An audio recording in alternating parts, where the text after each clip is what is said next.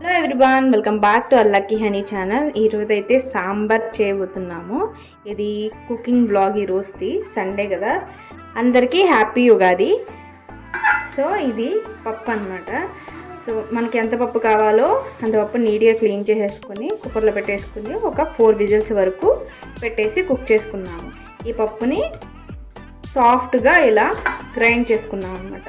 పప్పుగా లేకుండా మంచిగా తిగ్గా రావడానికి సాంబారు పప్పుని గ్రైండ్ చేసి వేసేసుకున్నాము. ఇది చింతపండు, ఒక పెద్ద లెమన్ సైజ్ వస్తుంది. దీన్ని నీట్గా వాష్ చేసేసుకుని మనం సోక్ చేసుకోవాలి వాటర్లో. దీనిలో కొద్దిగా టేస్ట్కు సరిపడా సాల్ట్ కూడా యాడ్ చేసేసుకోవాలి. వాటర్ మనకి ఎంత కావాలో అంత వాటర్ యాడ్ చేసేసుకుని స్టవ్ మీద పెట్టేసుకున్నాము పప్పు. సో మీకు ఎంత కన్సిస్టెన్సీ కావాలో దాన్ని బట్టి వాటర్ అనేది యాడ్ చేసుకోండి.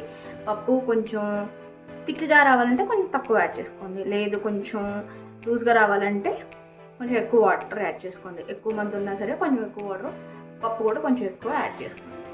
పక్కనైతే దోశలు వేసుకుంటున్నాను మార్నింగ్ బ్రేక్ఫాస్ట్ కోసం.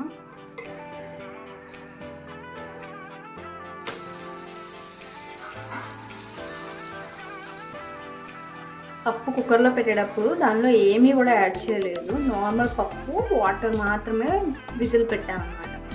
సో మొత్తం గ్రైండ్ చేసుకున్న తర్వాత సాల్ట్ వేసి వాటర్ వేసి స్టవ్ మీద పెట్టాము. ఇది చట్నీ.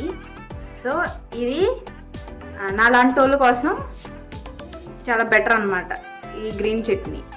ఇది ఎలాగో ఇంకొక వీడియోలో చూపిస్తాను ఏమేమి వేసాము అనేది. దోశలు అయితే వేసేసుకున్నాము, మేము తినేస్తాము. ఈలోపు పప్పు అదంతా కూడా బాయిల్ అవుతుంది. నెక్స్ట్ ఏం వేస్తామో చూపిస్తా. ఒక ప్యాన్ పెట్టుకుని ప్యాన్లో ఆయిల్, మీకు ఎంత ఆయిల్ కావాలో అంత వేసుకోండి. ఆయిల్ హీట్ అయ్యాక పోపు పెట్టుకోవాలి.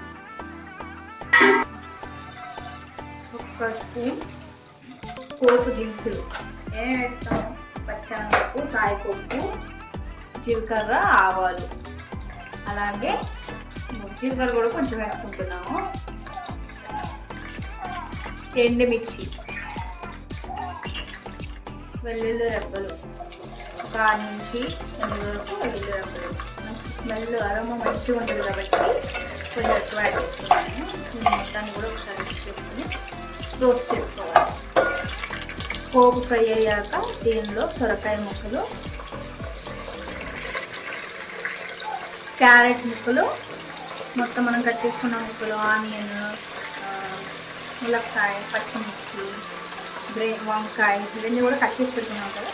ఇది 1 by 1 వేసుకుని మనం ఫ్రై చేసుకోవాలి. మూత పెట్టేసుకొని మగ్గించుకోవాలి. సొరకాయ, క్యారెట్ మగ్గిన తర్వాత రిమైనింగ్ ఐటమ్స్ అనేది వేద్దాం. సొరకాయ మగ్గిపోయింది కదా, సో రిమైనింగ్ వెజిటబుల్స్ యాడ్ చేద్దాము. ములక్కాయలు,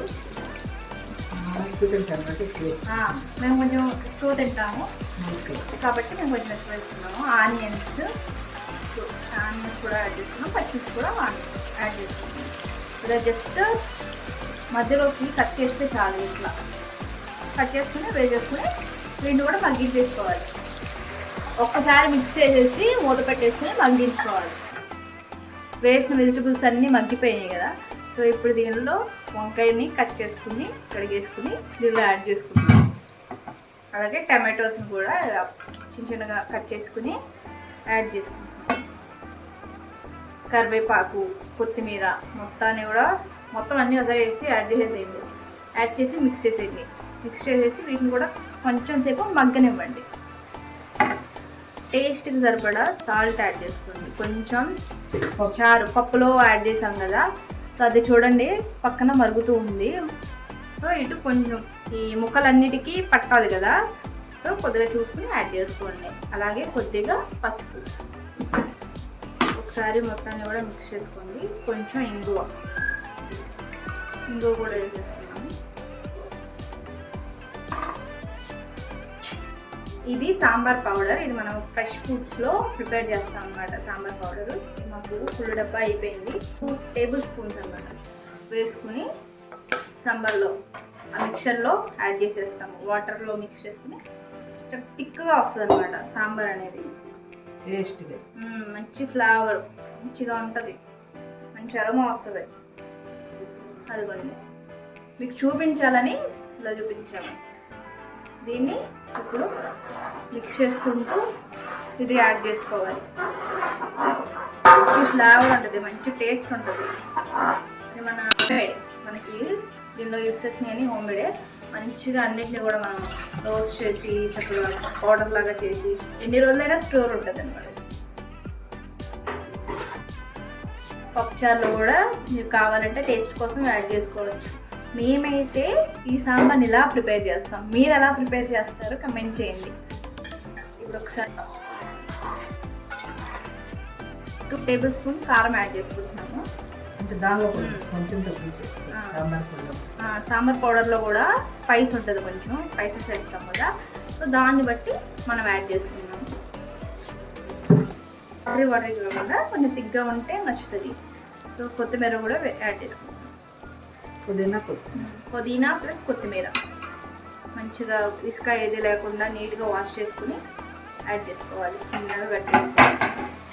2 మినిట్స్ ఈ వెజిటబుల్స్ అన్నీ మగ్గిపోయాక మనం అక్కడ చారు ఉంది కదా పక్కన, దానిలో మిక్స్ చేసుకోవాలి. ఈ వెజిటబుల్స్ అన్నీ కూడా మంచిగా కుక్ అయిపోయాయి కదా, సో ఇప్పుడు సాంబార్లోకి ట్రాన్స్ఫర్ చేసేస్తాం. ఇదిగోండి కొంచెం దీనిలో యాడ్ చేసుకుంటాము. సో ఇలా ఈ ప్రాసెస్సే కాకపోయినా సరే కొంతమంది ఎలా చేస్తారంటే నార్మల్గా పప్పు విజిల్ పెట్టేసుకోవాలి కదా, దానిలోనే కావాల్సినంత ఆయిల్ అది వాటర్ అనేది యాడ్ చేసేసుకుని ఇది కొంచెం వెజిటబుల్స్ అన్నీ మగ్గిపోయాక ఆ వాటర్ పప్పులో ఉన్న వాటర్ మొత్తాన్ని కూడా దీనిలో కలిపేసి మరిగిచ్చేసుకుంటారు. అది కొంచెం ఈజీ ప్రాసెస్. మేము ఇలా ఎందుకు చేస్తాము అంటే కొంచెం ఎక్కువ రోజులు ఉంటుంది అనమాట. పప్పు సాంబార్ అనేది కొంచెం ఎక్కువ రోజులు నిలవ ఉంటుంది అనమాట, వల్ల మంచి టేస్ట్ ఉంటుంది అనమాట. ఎక్కువ రోజులు కూడా ఉంటుంది. 1 or 2 days, 1 day 2 to 3 days ఉంటుంది అనమాట. మేము ఫ్రిడ్జ్లో కూడా పెద్దగా స్టోర్ చేయము, బయటే మంచిగా ఉంటుంది అనమాట. ఒక 2 minutes ఇది ఇలా బాయిల్ అవుతున్న తర్వాత స్టవ్ ఆఫ్ చేసేస్తాను. ఎవరికైనా సాంబార్ పౌడర్ కావాలనుకుంటే కమెంట్లో మెన్షన్ చేయండి. మన వెబ్సైట్ లింక్ కూడా నేను డిస్క్రిప్షన్లో మెన్షన్ చేస్తాను. ఇప్పుడు నేనైతే స్టవ్ ఆఫ్ చేసేసాను. మంచిగా మొత్తం అన్నీ కూడా కుక్ అయిపోయాయి. సో ఇది ఈరోజు మన సాంబార్ రెసిపీ. మీకు ఈ వీడియో నచ్చితే లైక్ చేయండి, సబ్స్క్రైబ్ చేయండి. Don't forget to share. Thank you all.